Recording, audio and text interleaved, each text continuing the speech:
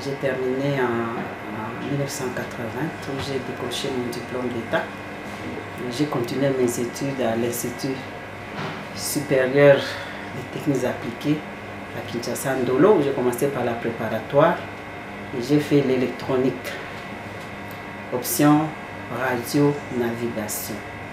Là, j'ai terminé en 1984 et la même année, j'étais embauché à la Régie des voies aériennes comme RTC. RTC, ça veut dire radio technicien. J'ai travaillé en Dili pendant une année. Après la première année à Kinshasa, j'ai été muté à Lubumbashi en 1986.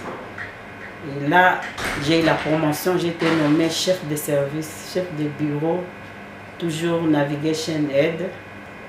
Et je suis passé par plusieurs formations au Canada, à Montréal, où j'ai été formé en ILS.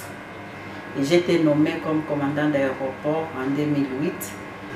Et en tant que femme, je devais être au même niveau avec les hommes pour m'intégrer et parvenir à donner un bon rendement.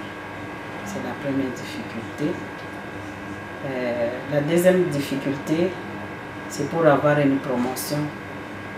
Je devais fournir plus d'efforts que les hommes pour mériter la confiance de mes chefs.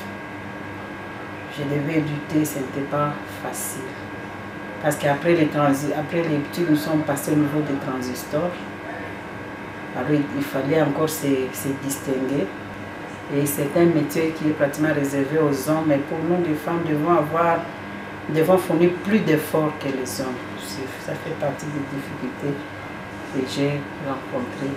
C'est pourquoi on a eu beaucoup de temps pour arriver au niveau. Parce que pour être nommé commandant, j'ai fait pratiquement presque 24 ans de service pour être commandant d'aéroport. Parce qu'on devait être capable de diriger les hommes. Parce que la RVA, c'est 90%, ce sont des hommes. Au début, c'était difficile, hein?